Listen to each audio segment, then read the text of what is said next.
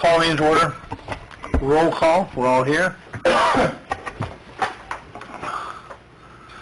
Minutes of the March 17th. I think it's Kenny and I. I'll make a motion to approve the minutes as submitted. Second. Motion's carried. Thank you. Nate, you want to go first or not? Which one am I talking about? You're talking about the engineering design for the sewer project?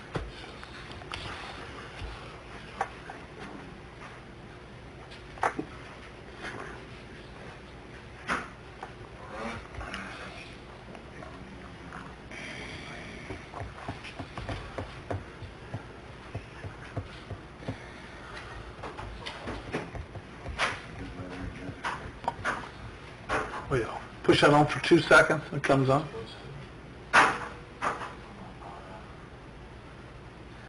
Does it go back off, Nate? I put extra batteries underneath the podium. Looks like it's on. All right. Should be a red button. Okay. I have requested proposals from 4 different consulting engineers relative to moving forward on phase 3 of the long-term control plan project. That's the relief sewer and the interceptor relocation, and also includes the cycling crossing underneath the river from Stratton Park area. The 4 firms that I contacted were Donahue Associates, Wessler Engineering, who's done our smoke testing work, URS or AECOM has done all of our modeling work up to date and actually has submitted the long-term control plan that I have here in my hands, and also Clark and Deeds. That was one of the firms that was shortlisted and we interviewed during the initial phase. So Donahue was also one of those firms.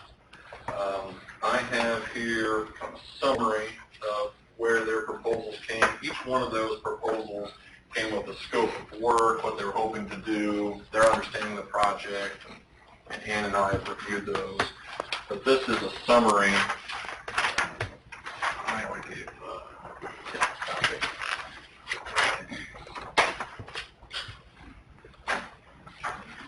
of my recommendations based off what we have today. Initially, when we had estimated the project, we just held out 10% of the construction cost as a design fee for engineering and construction services. Thankfully, we're significantly below that because of how we packaged the project, essentially. We gave them a targeted goal, this is what you need to do. Our plan as far as completion according to the long-term control plan limited their scope of work accordingly, and we've got fees that are in the range of about 5%, 5 to 6% tops. Actually, Clark Deeds, who is the recommended load to design this phase, is about 4.7% of the construction cost. So this is, we're easily 2 to 3% below what we would have expected otherwise, just a typical percent fee basis. So this is good news. This is quite a bit of money that we're saving going this route. Now, that said, I would still like to work with URS on a specific portion of the project, and that is to continue to develop the hydraulic model that's been done. And by doing that, it keeps Clark Deeds from kind of reinventing the wheel a bit, but it also keeps URS involved in monitoring the project, making sure that we're sizing the pipes accordingly, that if there's something that we could cut down in size, their modeling that would be working parallel to Clark Deeds and the design of the actual sewer plant profiles can be done. And actually, I show that even with hiring URS, we're lower fee than we would just hiring URS straight out. And that's, What's that mean, Nate? Excuse me. By hiring URS. If we just hired URS to do all the work, their total is $227,000 approximately. Even by hiring Clark Deeds to do the design and then have URS do the modeling parallel to them, our total is still only $210,000. Okay. So we're $17,000 better by using Clark Deeds to kind of do the drafting and the design work of the plan profile of this sewer project, phase 3.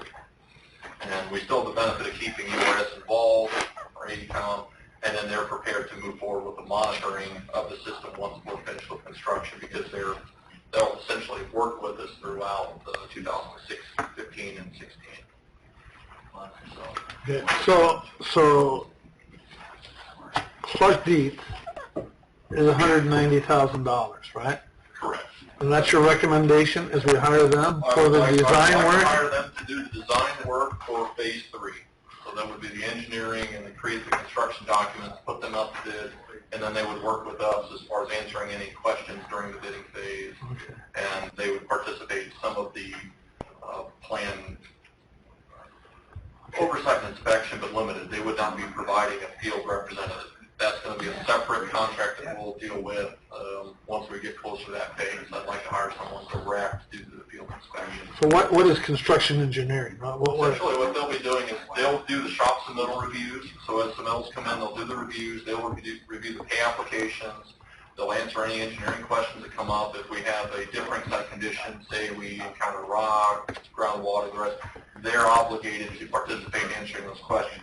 That in their estimate of $29,000 for that phase, that's actually an hourly not to exceed. So if things go well, that number actually will spend less than that. That's their budget based on the project. Okay. So then you're saying then we still have AECOM, which used to be URS, as a system modeling for $20,000. Yes. Will they accept that, knowing they're not going to be doing the civil engineering and the design? I and the did check construction? with them to confirm that they would hold that number, and they did. They will? They will do just the They will do system modeling? Yep. Because they see us as a long-term client. They know that, and the understanding is that Clark Dietz is hungry for some work. They want to work with us, and so they were aggressive in their scheduling and their budget. So, and I actually have a man-hour estimate from Clark Dietz. They didn't just put a percentage together. They've actually scheduled this project out and how they're going to do it. Okay. So they're going to design the relocation of the interceptor. Correct. Then design also the relief sewer. Correct. And then also the crossing. And That's all included in there. Pavement restoration work. And originally, what did you think that was going to cost? Well, we just used for budget reasons 10%, which I felt that was going to be a 10% bit of high what? of the construction cost, that $4 million. Uh-huh. So we were about $400,000 as a placeholder in our budget. 200. Now we're right at 210. So I expected it to come down quite a bit. I didn't think we'd be at 400, but I wanted to hold that number just in case we were. But I was going to be happy with $250,000 was kind of what I was hoping to see, but I wasn't. I wasn't going to wish for that. So to see us down as under 200, and then even with the modeling added into that, I mean, that's a service for all of us. This is very good numbers for us. Nate, has Clark Dietz done anything for us yet? We have not worked with Clark Dietz yet. So We have worked with URS, We have worked with URS. and you're satisfied with URS? I'm satisfied with URS. Just curious, for a $17,000, I mean, not that $17,000 isn't much money, Correct. would we get better service if we would go with the total package with URS? I And don't know the answer to that question. I'd say it would. Well, I hate It's an to opportunity to try work. somebody new and then still keep URS into the picture because we're confident with them, and then we wind up at the end and Clark Dietz, like you said, are hungry and they want to do the job, but then you turn around and say, geez, we should have. Are we lost? That's a risk we take. Now, Well, what we do have with the recommended system is I'm going to have two sets of eyes looking at the project. I'm going to have both AECOM doing the modeling, and I'm going to have Clark Dietz involved. So I'm going to get both of them for this for $17,000 less than just having URS. And if there's some issues as the project goes on, we're kind of concerned with their performance with Clark Dietz. There's nothing to say that we couldn't terminate that contract and then enter into an agreement with URS. We just have to be, whenever we're at that situation, I'm just going to have to come before you and let you know, and we'll have to move quickly. That way we don't lose time in the project. Do you have good reviews on Clark Dietz? Well, Other? I'd like to just interject. Their presentation, their proposal, you read it. Yeah. It was thorough. You were satisfied with what they... I think of the firms that we met with personally to discuss the project, it was both Clark Dietz was probably, of the four, Clark Dietz was very well informed. They were very excited about the project. They gave us all the sorts of good indications that they were going to be able to put effort into it. Where with both, I'm not presenting Westler Donahue's numbers really because we weren't satisfied with their approach. We wasn't satisfied with their attitude to the project. Both of them wanted to spend the next 30 days essentially digesting what URS has done and then tell us why we should change things in our long-term control plan. So we've already hired URS, and now we have another engineering firm that wants to come in and question what they did. Huh? So that we lose. Those two are like that, not what we had with Clark Dietz. So, and that's why I'm assuming Clark Dietz had some recommendations or correct. some And that's why we had shortlisted them a year and a half ago when we other communities. They've showed us work with other communities. I've heard the name. I really don't know them. But I've heard their name for a long time. John Duffick has done some work in the region before, and that was he's going to be the project engineer on this. And so Unlike Bill, he though, wants to get back to are we just going to go by dollars, or are we going to, make sure that we're happy with what we're getting? URS, I think overall, I think they started out behind the eight ball because of the modeling or monitoring that they were given. That we found out later wasn't maybe quite accurate, but they performed well. They went to IDEM for us.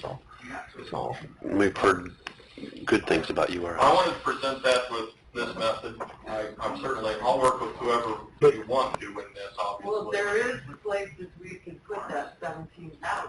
Well, and that's true. 17,000 isn't nothing to sneeze at. But that's why I've left the recommendation as it is. But it would be simpler to keep it with just AECOM and move forward. So I'm open to comments. the AECOM will do the hydraulic modeling, system modeling, right? Correct. For $20,000, no matter if they get the other contract or not. Correct. They're nicer people than I think I would have been. Is there a possibility, Nate, that, like sometimes when you buy hardware from one vendor and software from another and you have a problem, they kind of point the finger at each other? I mean, do you run that risk in this kind of a situation if you use Clark Dietz and AECOM? Well, there is the possibility, but we'll have that moving forward with any of those phases. I mean, that's, Well, not necessarily if you had just one firm doing if it we have all. just one firm, Then they can't point at anybody else. but then what's our recourse anyway with the one firm? When it comes to their design, if everything that AECOM does doesn't succeed as a professional service, we're going to be in a difficult position to put the blame on them because we've been involved in the design. Is Clark Dietz okay and acceptable to AECOM doing that hydraulic system modeling? Yes. They're okay with that? What are you recommending to the board, Nate? I think he's recommending. Yeah, I am The bottom box Clark there. Dietz, Okay, I work with Clark Dietz and then use AECOM for the modeling. Okay. That helps gives me the benefit of the doubt for exactly the concern that Clark Dietz comes in and says, wait a minute, URS did you a disservice. Well, I'm going to have both firms, and I'm actually hoping to schedule it such that during certain milestone meetings, that I'm going to have both parties at the table with them. And that's typical for a lot of larger cities to do this, where they have teams, and that's a way for them to work with multiple engineers on much larger projects. Now, for us on this, these aren't $500,000 design projects on $150 million construction, but we're going to get the benefit of kind of that hybrid design. So that collaboration is going to be a benefit for us. So at these milestone meetings, are you saying that you can sit down and if Clark Dietz has designed an aspect of the construction project and AECOM comes in and says, wait a minute, why are you doing this? Why don't you do it this way? That you think that might happen? There's a possible. Well, what I'm anticipating happening logistically is, as the modeling is going along, we're going to essentially design certain aspects. The 30% design, Clark Dietz is going to create a model of how the system is going to be built. we're going to turn that model over, and I'm going to hand that to AECOM. They're going to put it into their modeling and run the model to see how that functions. That information, that results, I'm going to turn back over, hand over to Clark Dietz as a report back, saying, here's what we found, here's how we think we can optimize this. And I'm going to use URS to assist me in doing plan reviews of Clark Dietz back and forth. And so that's going to allow me some flexibility in the systems and making sure that everything Clark Dietz does is consistent with the model, because that model is key to what we're doing to IDEM. Okay. So, and that's why I need to keep that consistently updated and upgraded as we go. And you can do that as the project As the progresses. project progresses. So that's the theory.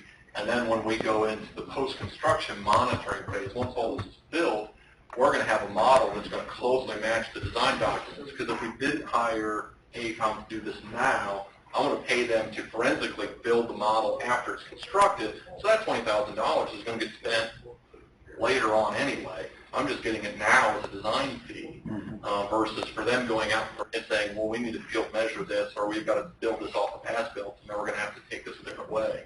Now I've got it essentially built almost 9 months in advance.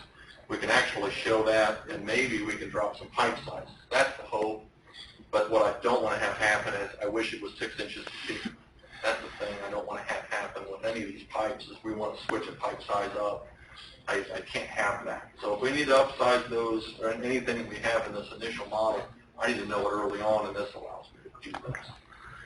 AECOM had quoted 4 different items here, right? Correct. Civil engineering, construction engineering, bidding services, and hydraulic. How come nobody else quoted you on the hydraulic system modeling? Because they don't have that model. They don't have, they're not capable of doing that? No, some of the firms could do that, and certainly would, but that was going to be, they would essentially be taking the model that URS has been working with and then go back and recalibrate it. That was part of the fee that we paid URS early on in this phase 3 planning development. I think about $50,000 or $60,000 was to essentially take the Commonwealth model we got, information. calibrate it. We found some significant issues in how their model was done, and then we've got the Interceptor and the Release 2 are now a model. But that model is only, I mean, this essentially is a graphic design of what that model looks like right now. They're hoping to expand that model into other watershed areas. That way we get better results as far as what that's going to show us. And so that's what this money is going to spend for. Okay, I noticed that Clark Dietz did not quote the bidding services portion. Correct. That is built into their fee elsewhere. It comes down to how they structured their fees, and so I wanted to show them kind of parallel. Donahue just blocked as one large block. Everything into one. Wessler did their construction engineering. They left it as an hourly. I mean, upwards. They left it as a site representative, so it was $150,000 to $180,000 per site representative on theirs. That's why I left it to be determined, and I left their estimate out because there's a lot of flexibility there. Donahue also had different caveats in their proposal that said if they encountered certain hydraulics at the swirl site, that would not be part of their scope of work, and they would ask for extra services. Another reason I put them down on the list. So they got a lot of qualifiers in their proposals as well, which I don't have those issues with Clark Dietz. So how do you go about getting quotes like this? Is there a process we have to follow? We have to follow with a system like this, but essentially they're not sealed quotes, they're professional services quotes. Request for proposals. Yeah. We don't do a formal request for proposals with something like this or sealed bids because we don't have to. Professional services are kind of treated just like that. Many of these firms don't like doing quotes like this, but because, for one, their profits are real tight. But the only reason I can do this is I can give them a detailed scope of work. We sat down for an hour and a half to detail the project. I gave all of them copies of the long-term control plan to review. We reviewed the schedule as far as construction, what our targets were, what I was hoping for deliverables, how we wanted to meet and review the project. I mean, there's many things that we went over that helped. That's why their proposals are so close together, because they have similar hourly rates and they all really understood what we're hoping to achieve, which makes me, I'm happy to see that. The only outlier was Clark Dietz, and they were openly said, we want this project. And so we were aggressive in how we did it. where's Well, Cotton one, Beach out of? yeah. Indianapolis. Most of your firms are out of Indianapolis for engineering of this size because they want to be close to the regulatory agency. URS is from Ohio though, right? They have an Indianapolis The office office. we've been working with, but much of the work was going to be done in Indianapolis. But our project point of contact would be Tiffany. She did a nice job, I think, so far. And I told her as much, and I really do want to continue to work with them, and we will, because as we do post-construction monitoring, that's a relationship we're going to have. But AECOM is an engineering firm of over 100,000 employees. We're talking about a global company that we're working with here in Decatur, Indiana. They're not always going to be competitive on these services in a long scale, but many of these firms aren't going to have the resources that URS or AECOM has in doing the modeling and the hydraulics. So for us, big picture planning, modeling, mapping, they're a very good firm for us to work with. To do drafting, design, and development of a small project, smaller phase like phase three is, I think that we'll be well suited going. And Clark Dietz has no problem hitting our timeline that we want to hit, because Correct. we're going to discuss in a little bit, but we're going to move our timeline up as much as possible. So right now, the biggest slowdown is going to be me because I think the survey and property acquisition, that's what's going to be the big kick as far as getting the project up. So I've got one number from the survey. I'm waiting. I'll have the other one Friday, and so I'll be trying to move forward on that. So construction engineering, I understand the engineering and design. Those are going to be, they're going to come up with the drawing saying, okay, here's the type of material pipe you want to put in, these are the manholes, blah, blah, blah, all of that stuff. The construction engineering, what does that consist of again? See if I can get their details. What they drafted up to the scope.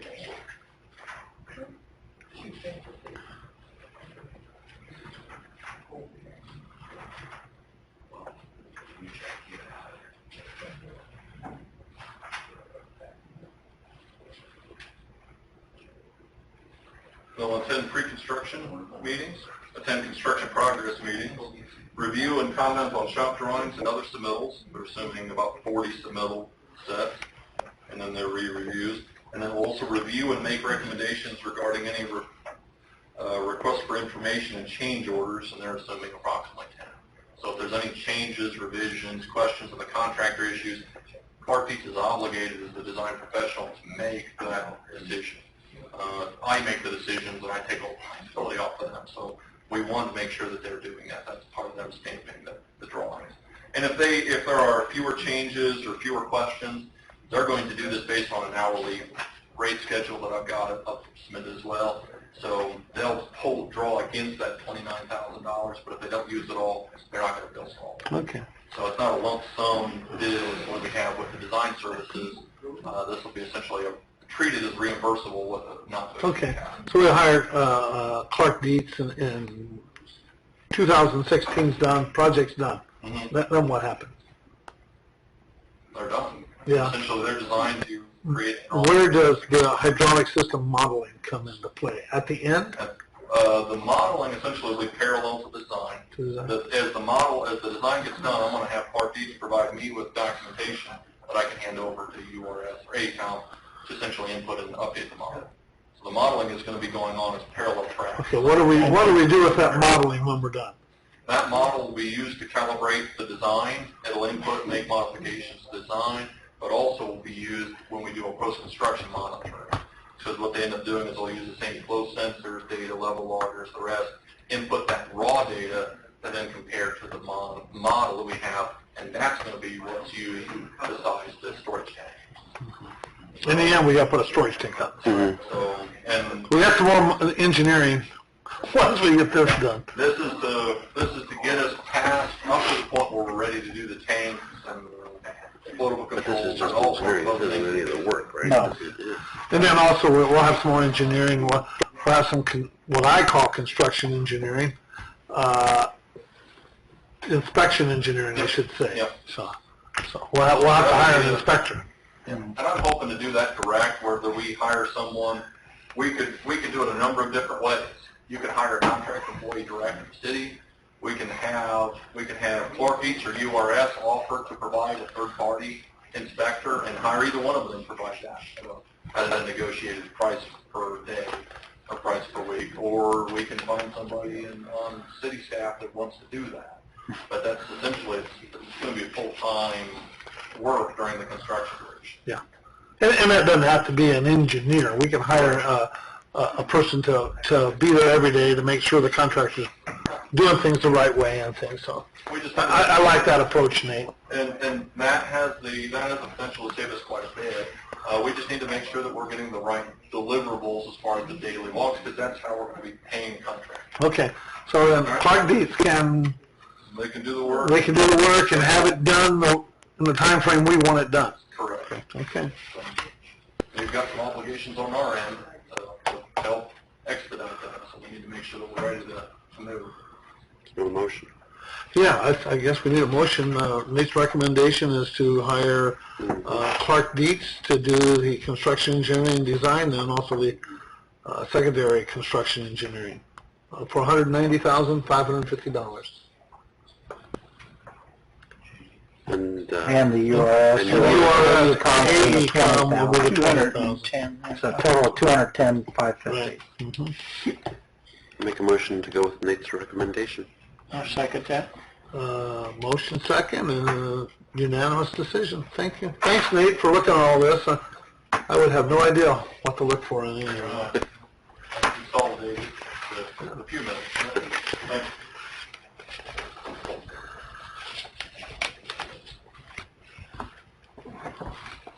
Well, Jeremy's not here, but Jeremy did get a second quote. If you remember at our last meeting, we talked about sidewalks, comparable price for doing Winchester Street and doing 7th Street. He did get a comparable price. The dollars he gave us originally from Hitchcock Concrete are the low. They're still the lowest. Yeah, still the lowest. I don't think he gave me those quotes. If you want to wait till he gets here, we can do that. I'd say might as well proceed. Get sidewalks on Winchester Street and 7th Street finished. We need them.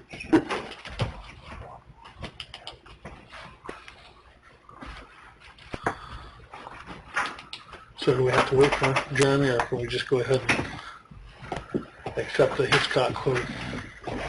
You don't have the quote. You don't have the amount. Yeah, Jeremy's just, out. yeah. He'll be here in a little bit. Yeah. If you want to wait. I'd have them submitted and then just recommend it. Well, we had news on the Stellar. I think everybody heard the news. We're one of 3 finalists. I noticed in the second category. How many Okay. applied for that, John? I think it was 16. 13. 13, is that what it was? It's on the state website. But there were only 2 designated on the small 2, yeah.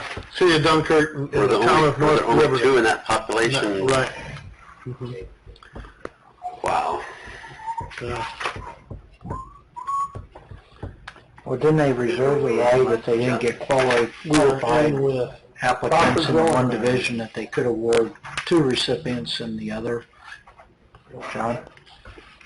Didn't they say that even though they're splitting it up and having 2 divisions, they didn't get qualified applicants in division one division, they could award 2 That's recipients correct. in That's the correct. other? That's correct. I There's a think, long shot for us, but yeah. I think Dunkirk has applied before, I think. I read an article today. And our competition is pretty tough, Matt. Lieutenant Governor gave a press release about the whole thing here. She was very nice on the telephone when I talked to her. So now we got to get to work and get it done, huh? I thought it said in here how many people applied. I don't see it right now.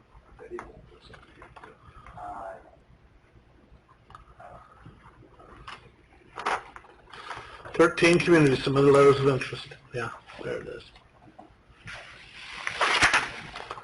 So, Christy Sturts happened to be in Decatur here today on some other business, and so she knows that we've been one of the finalists, listed as one of the finalists, so we'll start work on it. In fact, I think Christie gave us a quote, I believe. Cam, do you remember? Did she give us a quote to do the letter of intent now since that's been... There's a second contract coming.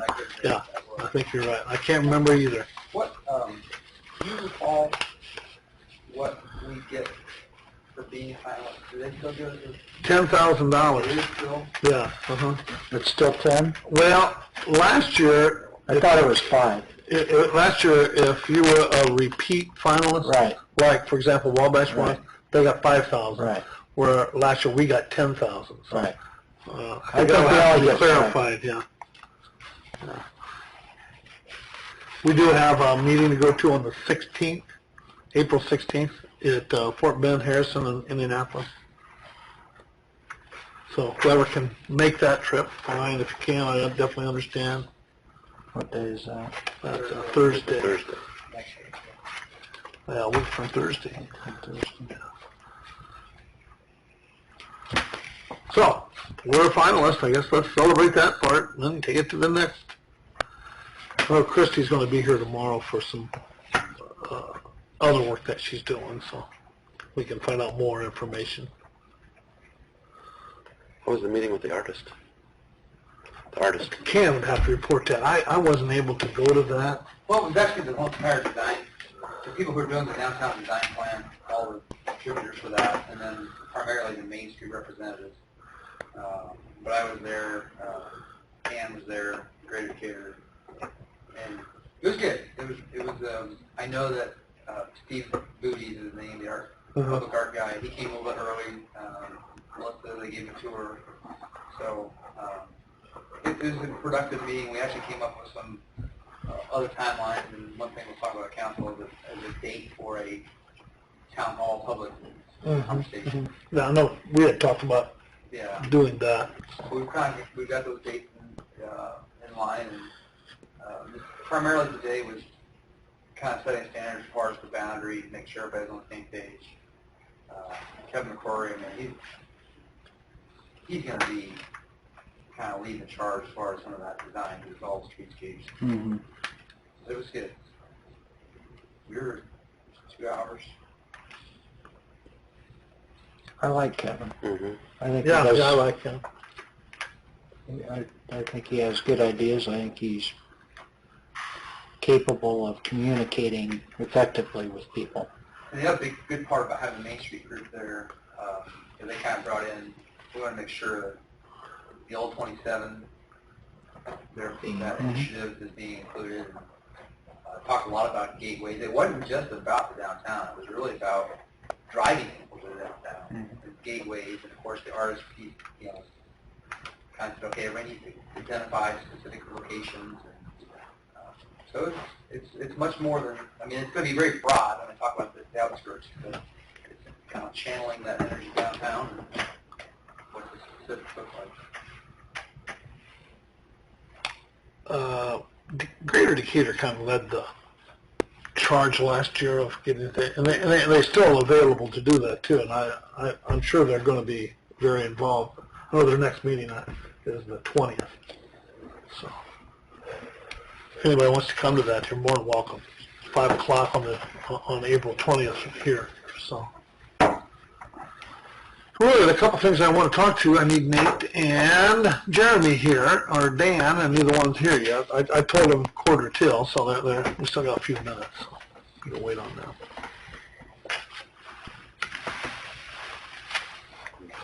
Senior Dr. Charlie. Bill was saying he's doing pretty good, I guess.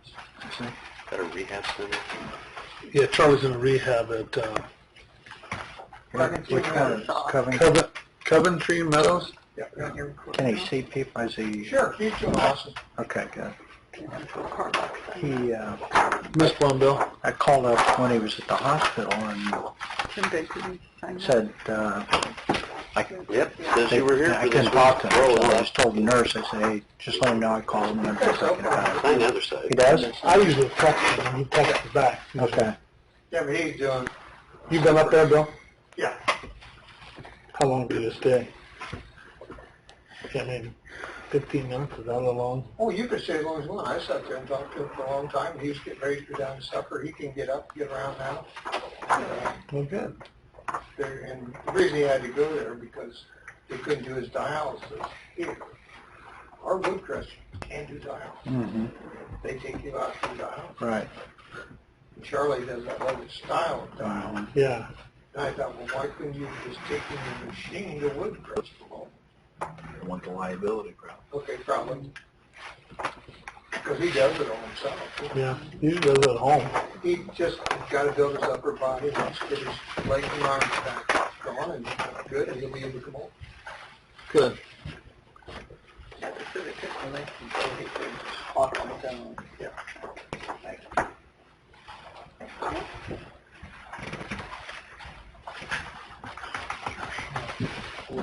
Getting old, Kenny. Nate, you're too quick. I didn't think you'd be done that quick. You did good tonight. Oh, my God. Yeah. A little bit of practice. Well, the spot on his heel must have peeled him. Talking to Greg Fleming, he said East Monroe's going well. That 45 days will be That's great. closed. Pickley and Monroe starting next week. Yeah, he wanted to start this week, and the weather forecast wasn't the best for what he wanted to get done. So, did he mention Will the anything about intersection house? itself be closed? He said they're supposedly getting appraised. That's the last I've heard. He said, Matt, if you and I had a 5-minute conversation, it's an hour conversation with that guy. I said, trust me, we've done it. We're trying. But he's still interested. Yeah, well, good. Fleming in the Craig. Oh. Survey money. I don't have both. Craig says they're getting Yeah, appraised. come on up. Second one. Yeah, we know that. We've heard that.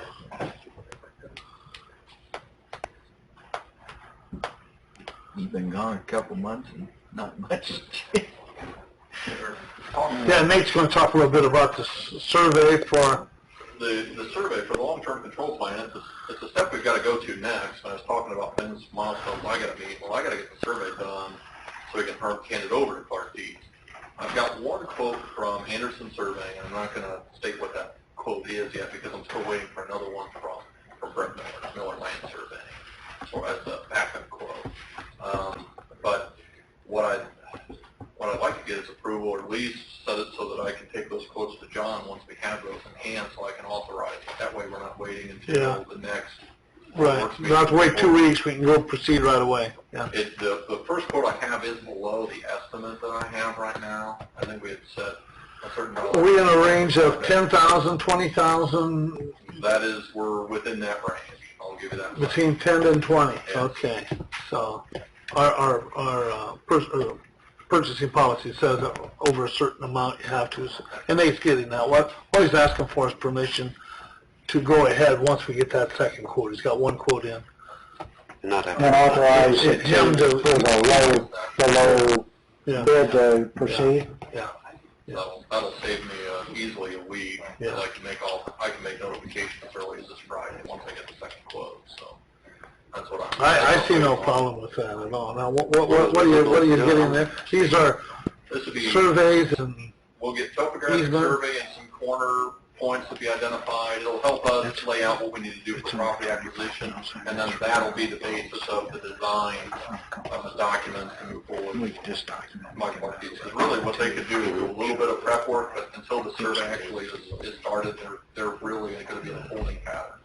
So I need to get that. I really need the survey to be done in early May so that they can really start designing the project. So I really don't want to wait until the late April to authorize it because it really, then I'm not getting the survey in until the end of May and design won't really start until June. So 2 weeks is a big deal for us, unfortunately, on that. I'm fine with it. yeah. Me too. Who made that motion? Guess I did. Yeah, we can proceed with that. Thank you. Bill.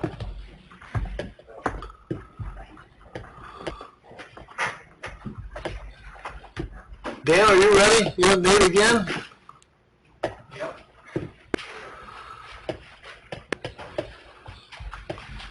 Yeah, they're good. We got any big ones? No, we have not. Nothing's been submitted yet. They have until May 26th. Okay. You had to go 60 days. Anybody look at it? Yeah? Well, they don't have to wait that long, John. They can submit it anytime they want. Have you had somebody look at it, Philip? Yeah. I have too, so. Good, very good. And promising? No, I just wonder how serious people get, you know? Do you have any idea what's going in at Miller Floors and More? Yeah, they were putting stuff in and will it- last night. Who bought that? And, Brian Cronister. You know Brian? He's, business informatics. I He's heard, across the street from Tim, is where he's at now. is that where he's putting, well, I don't know, but I heard he was going to set up his son to do one of those e-cigarette things, like down there, vapor or what, yeah. Well, I do know he's running one part of it to Ryan Miller, if you know Ryan Miller. Ryan's got a, what is it? Janitorial supply house. He'll sell you whatever you need for cleaning and services and things. Which this Ryan Miller is Brian Cronister's nephew. So, yeah. Did he buy? He bought from the whole half block, Right now, Miller's is still in there. and they're looking for a place. Well, I think they're going to rent for a while until they can decide what they want to do permanently. So they're going to stay in there and rent for a while. So they're not committed to going out to Not yet. There's a problem out in coast to coast. I still call it True Value. I&M and I think Greg Fleming had an agreement, and that agreement really is kind of just ongoing. It's not settled yet. So. Phyllis, please.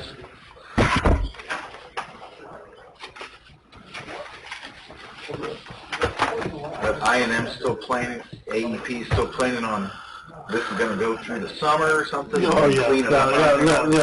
Their project will go through 2016 probably. Oh. So they're going to be out another year and a half probably. And I think at that time, then Millers will know where they're at. Yeah. Tim, would you get yours back? I gave it to Bill. Did you get that back from somebody else? Oh, somebody else. No, we got a whole bunch of them here. We need Jeremy on something. Oh, what is this? Fancy. Number fancies. Get the You wanna FVs raise and the your- PVs. What do you use for inflation? Future value, present value. Stormwater rate? Yeah, more. Yeah, well, we're going to talk about a stormwater rate. Tim, maybe you can give us a little background on why we really need to do something. Well, there's two reasons. I mean, the first is, I think Nate had previously presented some months ago a proposal where he was projecting out projects over the next 20 years and was suggesting that we do incremental increases during that period of time, which is not typically how we do rate increases. But the stormwater rate increase was established back in 2004. It's never been modified. It was established at an extremely low rate back in 2004 at $1.80 per equivalent residential unit.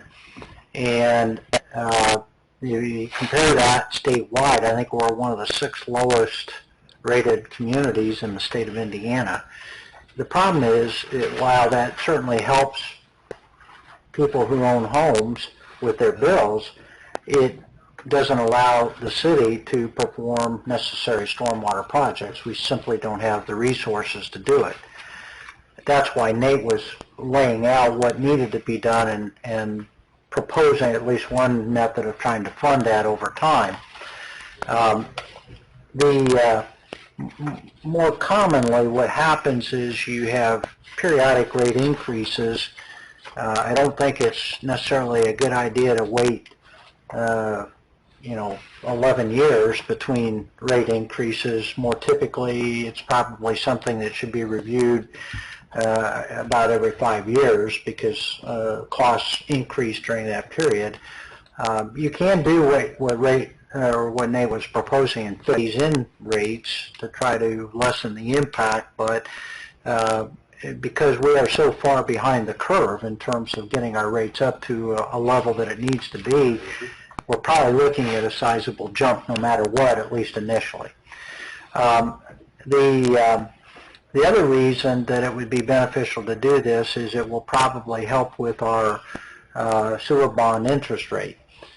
Because the stormwater rates are there to provide assistance in separating stormwater from sanitary sewers, the revenues of the stormwater can be calculated in the coverage for the sewer bond. Doesn't mean that you're going to use those funds to pay the bond, but if you show that you have overall revenues available, and you want to hit a target probably of coverage of about 140%, that would give you the optimum interest rate on the bond issue.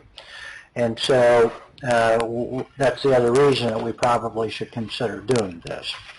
And the timing of it is such that most likely we would want to try to at least introduce the rate increase at the latest at the first meeting in May, preferably the next meeting in April, so that this is in place by mid-May or at the end of May at the latest.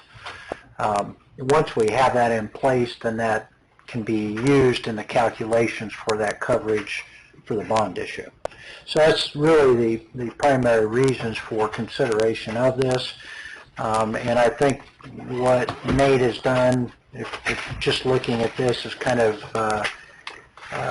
maybe make an adjustment to what was proposed and maybe try to come to an immediate increase and then go from there.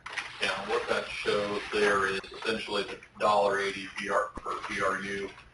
What the actual 3% inflation rate from that, what that would have bought at just comparable rates today. So what you'll see is actually, if the $1.80 back in 2004, in 2015, that's approximately equivalent to $2.50 per VRU rate. And actually, by the $1.80, as we start going to future values, that's actually right now equivalent going the other direction.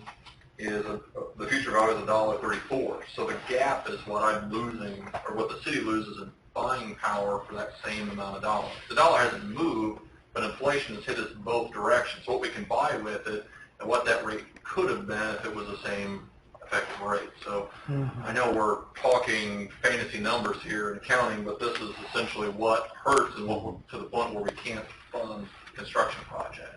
And if I can interject one other thing, this is very important because in the past we were able to soften the impact of that gap through the use of property tax revenues indirectly. You're required to use user fees to fund that cost, but indirectly we were able to kind of subsidize some of the utilities through the use of property tax revenues through purchases that could be used in multiple ways and justify the use of the property tax revenues. We don't have that luxury anymore because of the property tax caps. Because that has reduced the amount of revenue that we have to work with, those funds are now going towards our operating budget for the city, and we don't have that freedom to use some of those property tax revenues to help subsidize it. So that's another underlying reason why we're forced to look at raising rate increases. That's the only source of revenue we have to work with. Right. And basically, you know, the $1.80 when it was introduced in 2004 was enough to pay the salaries of people in that department, pay for a vehicle, not really any capital improvements in mind, you know. A lot has happened since then. There's a lot of improvements that Nate has seen through citizens calling in and asking for him to look at issues around town. When I went to the AWWA Water Conference in February down in Indianapolis, they showed a statistic on stormwater rates for they had like 75 cities across Indiana, and they went from $15 to $1.80. So we knew where we fell on that chart. I think we've been good at keeping our rates as low as we can. I mean, all of them. You know, sewer, Obviously, they're mandated to do projects constantly, and that's why you've seen that jump up so much faster than the rest of them. But water, we're in the same issue. You know, we have 50 and 100-year infrastructure in the ground. You know, there's some projects we need to do. But by adding 69 cents to our current rate and going up to 249, aren't we basically just kind of doing the same thing that we were doing in 2004? We're not. Right. We're not. We're just Treading water. That's Yeah. where that's all we're effectively The getting same- back to same where we amount. were. Right now, Crow, we're looking at, they're doing a rate study for us on water.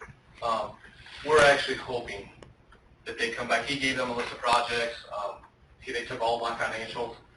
We're hoping that they come somewhere in the 350, let's say, give or take 50 cent range. And then, you know, we'll see what happens with that if we need to do increments.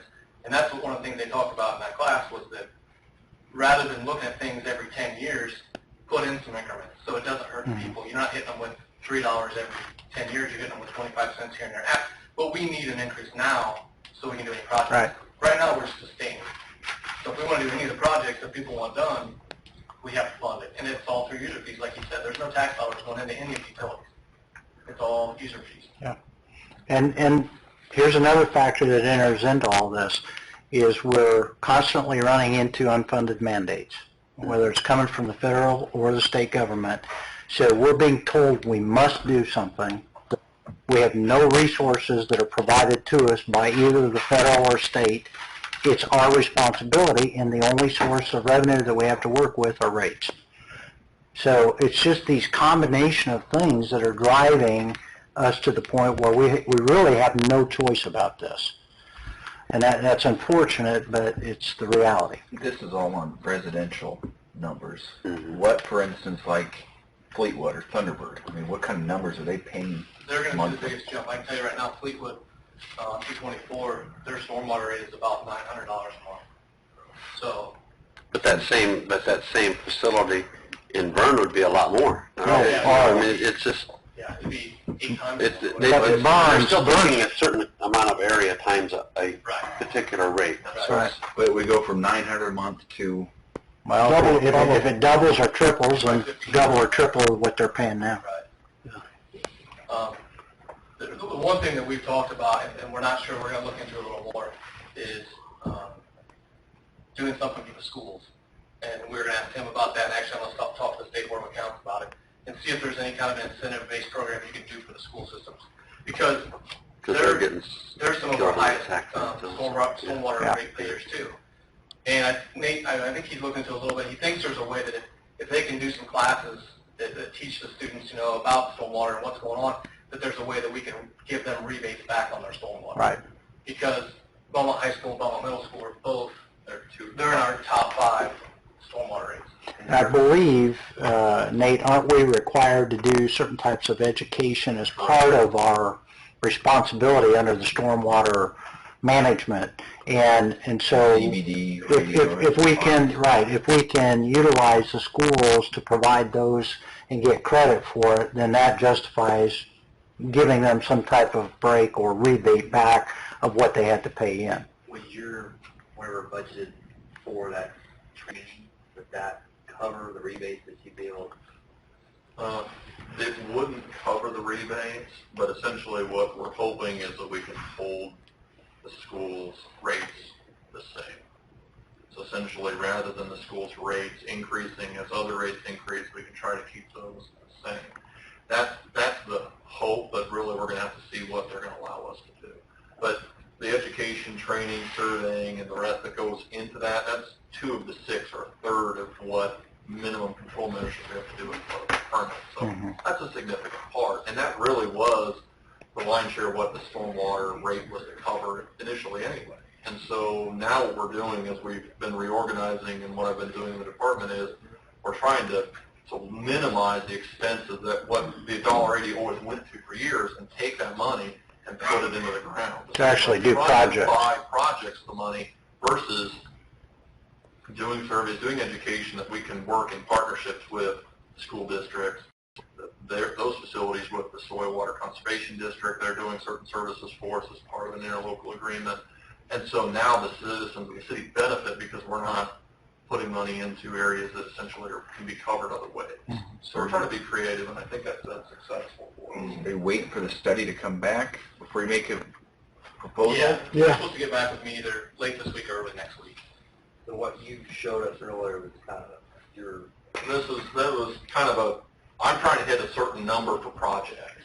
And thankfully, under stormwater, we don't have a lot of mandates as far as when you get water away from a street.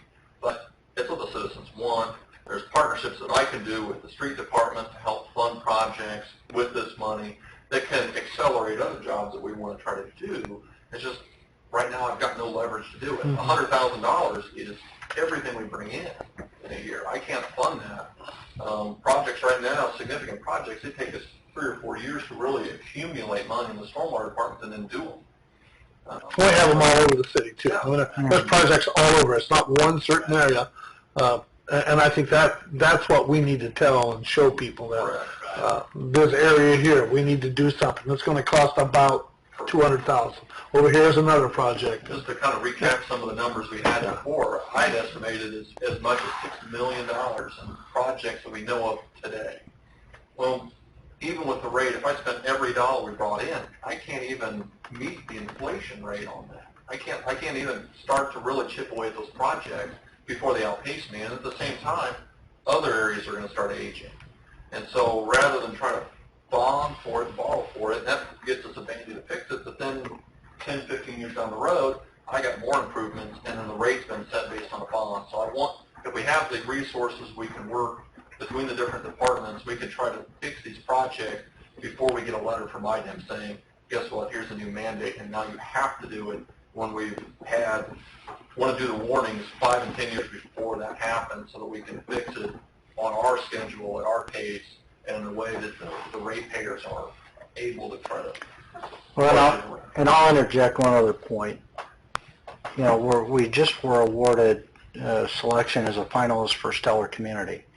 And one of the critical aspects of being ultimately selected as a stellar community is the quality of life within your community. You know, if we don't have neighborhoods that have adequate stormwater drainage, then you have issues that come up that detract from that quality of life. And so it fits nicely in the sense of what we're trying to accomplish through Stellar, is that we are trying to make this a more livable and quality community than what we have currently. So your approach is basically going to be an immediate increase and then an incremental. That's what we're thinking right now. So we'll see. You won't know until you get the numbers back from our rate consultant. We've been talking about a stormwater rate increase for 2 years. Right. or more. Right. The opportunities now to do it, and there are certain places to use this money. It's not going to go to waste. There's projects. Really, I've got a project right now that's waiting for design because there's no money to design it. If I finish the design, it's just going to set, unfortunately, because I can't afford to do anything to remove the project forward. Is that out in Master Drive? Out in that area. So I mean, there's a serious issue out there. And the nice thing about doing this is that we don't have to bond. We're not held to them. There's no mandate. We're doing it at our pace, but we're trying to get ahead of the game. Mm-hmm. So if we can build up some funding, we'll spend it as we build it up, rather than bonding everything. Right. Because then we lose 3% in interest every year on that amount. And so we're paying the banks. We're not paying it back into the infrastructure. And so this is the way to do it if we can effectively approach it this way. What will happen is once we get the rate study back, then I'll probably put together a proposed ordinance that'll get introduced, and then before you finally adopt it, you have to have a public hearing on it. And once you hold the public hearing, then you can do final adoption. So most likely what we would do is introduce the ordinance at the next meeting, adopt it on first and second reading, table it until the May meeting, and have a public hearing at that point, and then take action, final action after that. So it's kind of the timing of when I anticipate this happening. Okay. Along with that, I'm also here to let you know that you're going to probably see on the water side too before too long. Crow is also looking at our water rates, and I think tomorrow Jeremy and I and Bill are sitting down with Chris Sturz to kind of give a 5-year plan on project Project. commitments, and you know, one of the main issues, like High Street. I think there was an 11-month period that we've had 13 water leaks on High Street. We have them at Homestead all the time. Elm Street, we have them all the time. There's just a bunch of areas, and when you start doing this project, I mean, it's $80,000 to $200,000 every project. So Jeremy's crew have done a great job the last few years. We've dropped our water loss by like 50% in the last like 4 years. But they need money to fix things. Instead of just putting clamps and Band-Aids on everything, we need to start putting some new pipe in the ground. Yeah, High Street's a good example. I think last year there was 10 leaks on High Street. How could those water lines even be? I mean, it's got to be. The best, I mean, I think the one down 2nd Street, Bill said it's almost 100 years old, or maybe 100 years old. So 50 to 100 is... It's amazing. And, you know, we see... We've not done anything to replace it. Yeah. For example, on First Street, when we do the sewer project on First, we're in all likelihood going to replace that water line there. Makes sense. It makes sense. We got it dug up, fix it. Yeah. It's costing us too much to repair, continually repair. At some point, we have to start replacing. And there's areas on High Street when they dig up and fix, they're putting a clamp next to a clamp next to a clamp. There's 3 of them in the same hole. You know, at some point, we got to bite the bullet. And believe me, I don't want to do it anymore than anyone else because I'm the one talking to the customers every Yeah, day. I think it'd be good if somehow we could get a comparison rate for other communities in this area that we could relate to, like Bluffton or New Haven, Bern, Portland. You know, see what their rates are for all, for the stormwater, for water, and I can bring that up. wastewater. Yeah, if we can get something like that, maybe even Fort Wayne. No, Fort Wayne's so much bigger than us, But the rate needs to be high. We don't want to see it go high, but it needs to be high enough that we can get ahead of the game. Yeah. Somehow. Right. You know, For a change. You know, Nate makes those charts, and they all look pretty, but to me, all that matters is what our customers are spending and what we're fixing out there. What it costs to fix it. You know, that's what we're doing. and Dan's the one that does. He said it. He's the one that hears the public coming in paying. You know, hey, the minimum bill went from $28 10 years ago, now it's $55 or $56. So, and it's going to go higher. I hate it, but I love 50. yeah, I would too, Matt. But I think it's important that, obviously, You got what 56. the study's going to show is, here's what you need to do in order to fix the problems you have. It's not, we're not basing our rate on what other communities are doing. Right. But it's just, I mean, not justified, but, you know, it's not, I think that's good data to have. It's not unreasonable. Right. Yeah. The important part is we're going to be, we've got plans for the use, we've got plans for improvement. The rate increase isn't just a rate increase because it's the right time to borrow for something.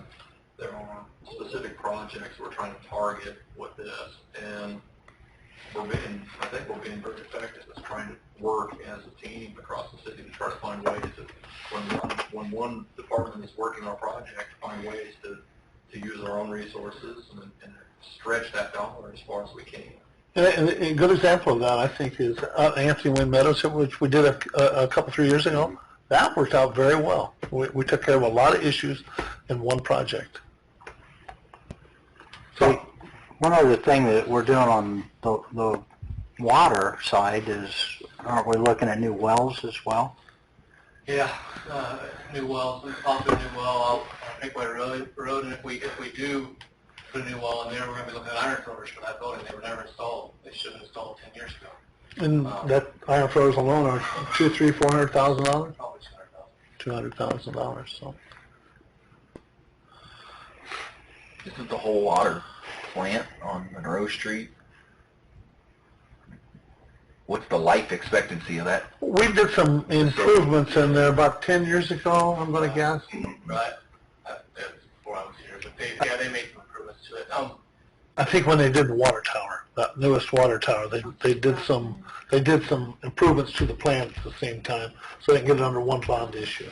One of the biggest things is when they drill a well field, they do like a fracture trace now, where they can look and they can tell you where the fractures in the rock is down below. And we're looking at 2 areas that actually have 2 fractures crossing each other that should give us good water.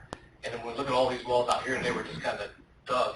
And out of all those wells out there, none of them are within probably 100 feet of any of the fractures. and we have 2 spots that have actual crossings of fractures. So we're hoping that we can get a good well out of one of those crossings. We're probably going to be looking into that here pretty shortly. Yeah, the owner of the property is Dan Buchanan. So Imagine that. we gotta meet with Dan and see what we can get agreed to. We need the water first. If we get the water, then there's no reason to Yeah. upgrade the plant. We got to make sure the water's there. And that's not something we do on our own. I think we've had some engineering firm that specialize in that. We had a geologist out there Yeah. about 3 or 4 weeks ago. So, I anticipate by the end of before the next meeting that these guys will have something back from Crow Horwath, our rate study people, and we'll move forward on it. And we'll definitely give the public a lot of opportunity to have their say. Thanks, guys. Appreciate it. One more thing Tim's got. Yeah, with regard to the sewer ban, that comes up on May 7th, and probably what we're going to do, we've talked, Dan's looked into this, what we're going to do is probably go ahead and pay that off with our existing revenues so that we can get this rate increase in place, because we want to have that in place to assist in getting the maximum, the most cost-effective interest rate on the bond issue. So if we go Tim's ahead... talking about a bond issue to fund that project we're going to have on First Street. That's what that's the bond issue that's coming up. Yeah. And the other thing is, we've talked to Crow. We also have a 2004 sewer bond that is to a point where we can refinance it and take advantage of the lower interest rate. So it's probably going to save us about $100,000 to do that. So we're going to do that at the same time as we place this bond issue. So. Okay, thanks, guys. I know it puts a lot of time, and it's not an easy thing to do when you're talking about a rate increase. So. Jeremy, got some numbers on those sidewalks.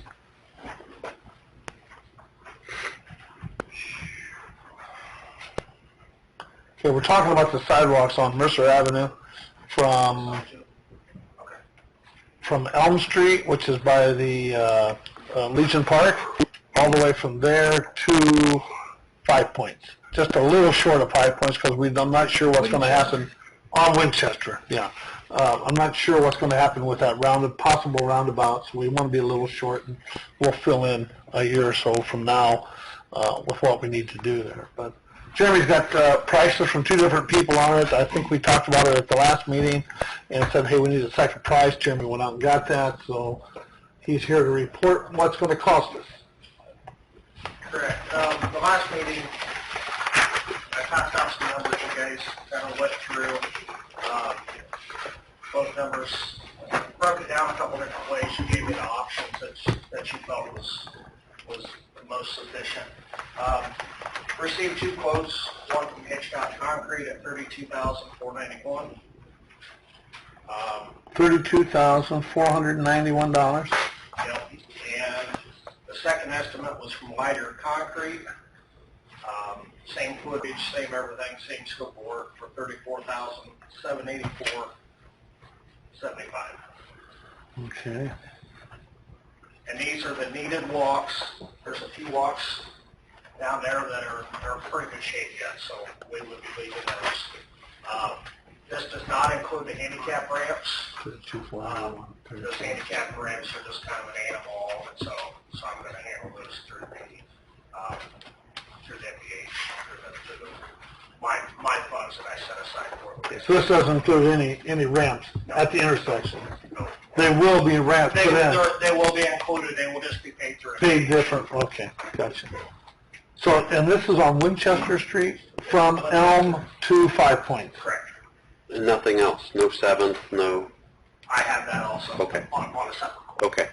We quoted them separately in case there was any, delay or whatever. So those are the 2 quotes there.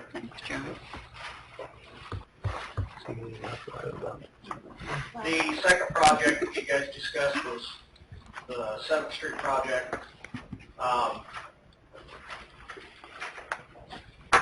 contacted both companies just to give them the same opportunity while they were in town. Hitchcock is low on this one also at $34,428, and that is from Adams Street to Monroe Street, and then a little bit on Jefferson where it turns and goes back to the railroad tracks, right there at the fire station. Same scope of work, also from lighter concrete at $37,286.72. So $37,286.72. 72 cents. They've both been running just a few $1,000s from each other all the way through. Some projects, one's a little high, one's a little low, just kind of back and forth. So that is a quote on that.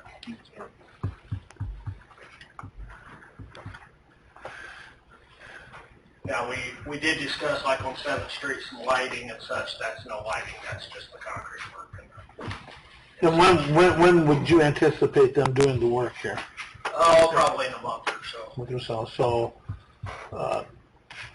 in a month, let's say May, by end of May, would it be done, or middle of June, First the part of latest? June, I would think that they should pretty well be on their way. And was the sidewalk, I'm sorry, Bill had his hand up, you go. My only question is, Jeremy, now this is a project that we're doing with no property owner involved. Is it basically the same thing as out behind the back 40? Yes. Yes. I think we need to put in there filling those walks up, because, Yeah, we're going to. and I think we need to do that in this project, if that's something that we as a city needs to do, or whatever, because we've got a mess behind that motel out there, and I don't know how many complaints last year on that, and there's people that will actually, well, in fact, it was Ballard that said he would mow it, and he's mowed it before, but now that the sidewalk is a good 6 inches above The ground, the adjoining ground, huh? exactly. Yeah. Now, when the property owner is involved and does it, I can see where they would be responsible to fill that in.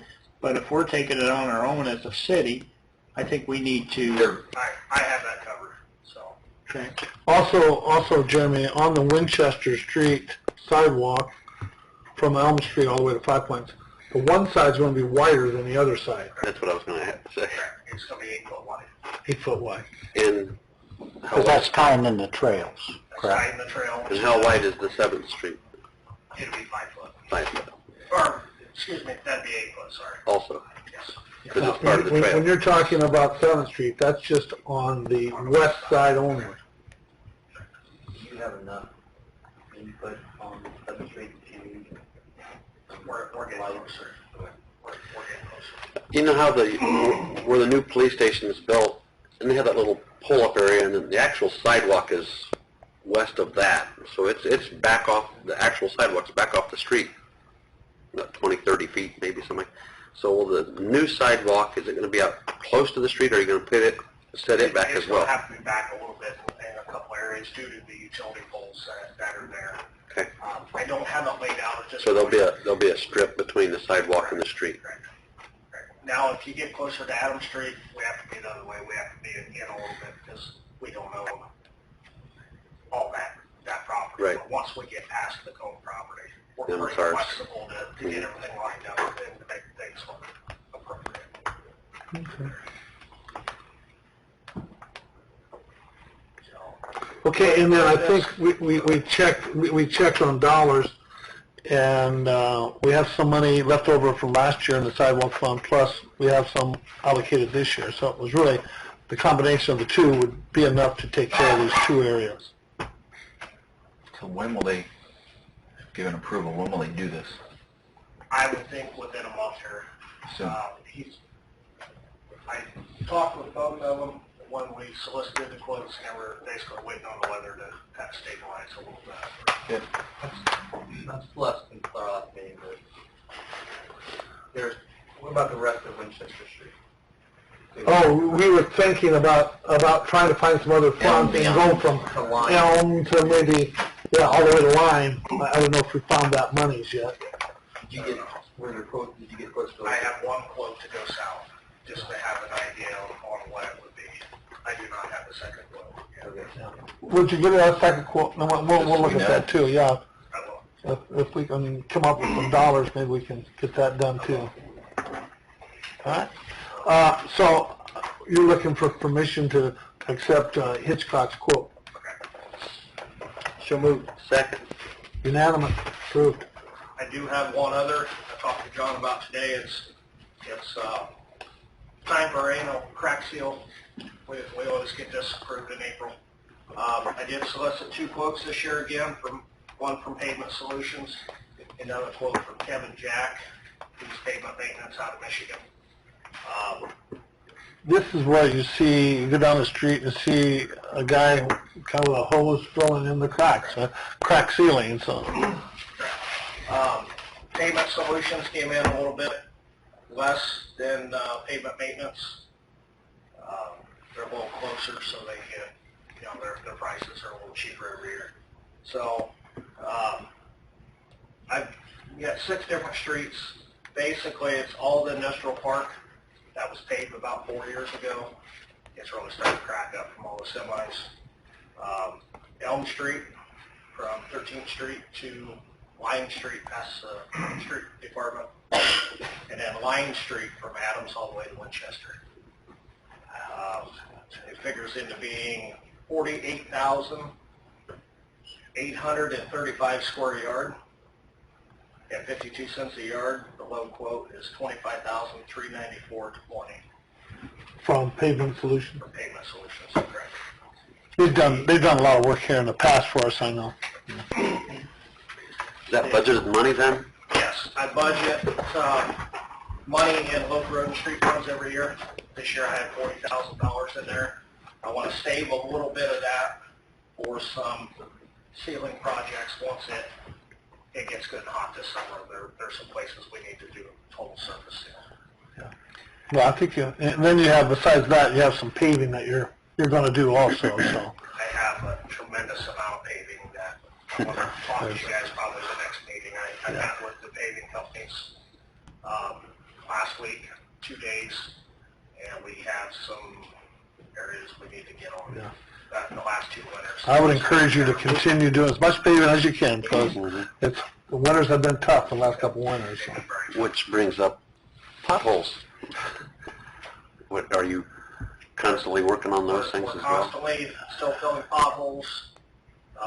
Our cold mix, if you will, product that we use for that, we've been having to pull out of Ridgeville with Mishburger closing up.